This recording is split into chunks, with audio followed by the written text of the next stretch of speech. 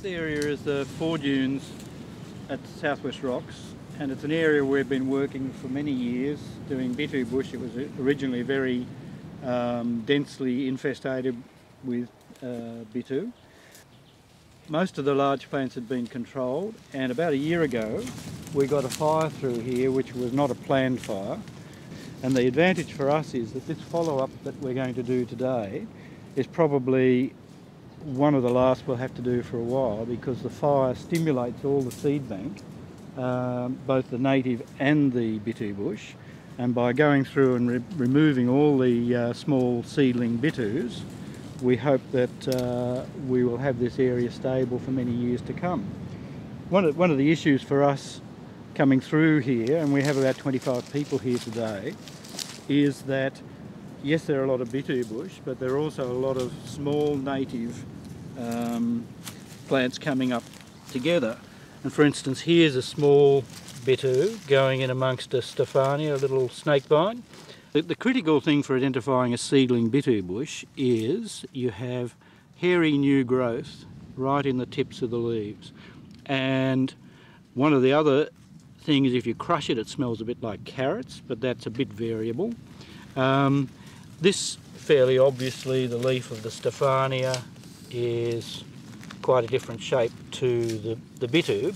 This plant here, which is a Hibertia scandens, and Hibertia scandens can look very similar, slightly darker in this case, but you do get it in a paler green, but it never has that white hairy new growth.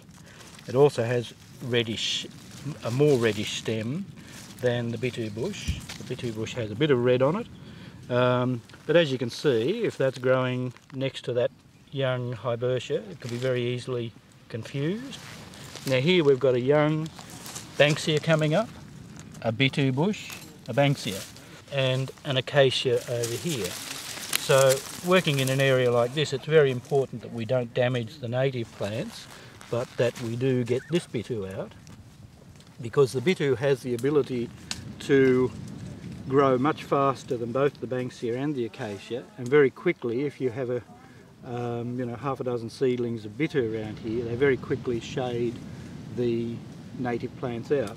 So what we're doing today is giving a fantastic boost to the native plant recruitment. So this area has been burnt recently.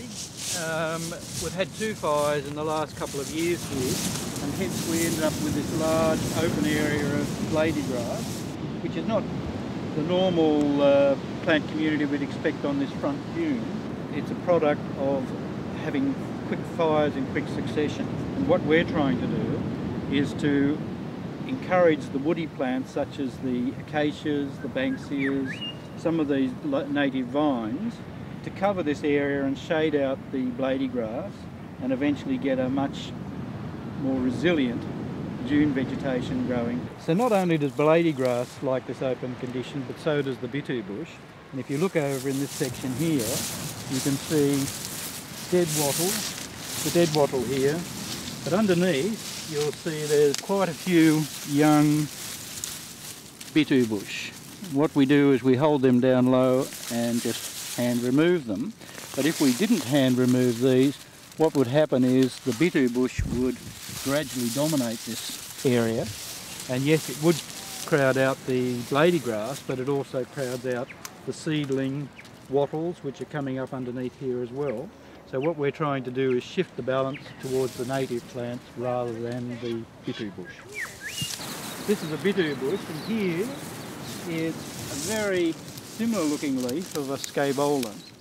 And many people walking through, one of our main aims of training people in here is to pick the difference, because this scaevola, Bitou bush, very similar. This is Bitou. You can see the hairy growth that we've been talking about. The leaf does have slight indentations on them, but they're irregular, and the leaf is relatively soft. Now if we look at the scaevola leaf, for instance, this one has 3 distinct indentations there. These can be less distinct on some leaves, but it also has a much rougher surface on the leaf, and the veins are not quite as pronounced as they are on the Bitou bush. If this one's in flower, it has a blue fan flower as opposed to the Bitou bush, which has got a yellow daisy flower. And what happens often is that a bird eats the seeds of both the Bitou bush and the scaevola, and so you may get both plants coming up out of the same bird dropping. Interesting how the fire was quite patchy. You can see where the fire came through here and burnt the edges of some of these bushes, but there are other bushes that are still quite healthy. But this is a fascinating thing for me to see, is that this very large patch of bare sand, I remember this used to be a huge clump of Bitou bush. Because it was so much dead material, it really burned quite fiercely.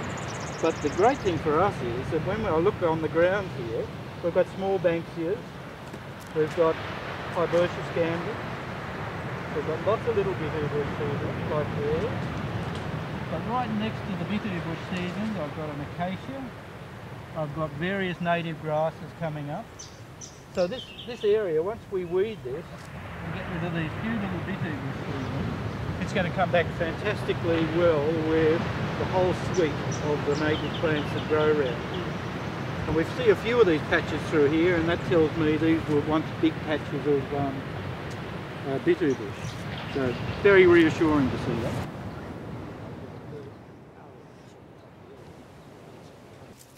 The seedlings are everywhere. It stabilises this sand dune beautifully, which was the reason it was brought in by the Soil Conservation Service to stabilise the dunes after sand mining. Unfortunately, it's the perfect weed too, because it can grow in any environment and has very few predators. So it's looked like a great idea when it was brought in, but it's proven to be a real disaster. It'll grow in shade, in full sun. It can scramble, climb, or grow as a shrub.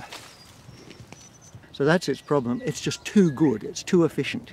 It's the perfect plant that turns into a weed. This is the biggest one I've found on today's work, and it's growing in an unburnt area, and you can still pull it out, but you can see the way it deeply roots, and they'll get to be 10 times the size of that. And some of the really big ones, when they're in dense stuff, it's sort of one bush, one man, 1 hour. Behind the beach, on the protected hind dunes, literal rainforest is starting to develop. It's a great example of what happens in a rainforest. You've got a big tea tree which has collapsed here, and underneath we're getting lots of little rainforest plants coming up. We've got the electrion over here, more electrion. This is a little beach electrion, which is a great little plant, and these will fill up the gaps in the canopy, and that also helps to keep out the Bitou bush. We've got very few weeds on the ground, but lots of little rainforest seedlings. Banksias, tea trees, tuckaroos. So this will develop into quite a healthy closed canopy. And over here we've got muttonwood, Rapania. Behind us we've got more of the tall tuckaroos. And the good thing for us is when we get a developed canopy, it shades the ground and we get virtually no Bitou bush coming back.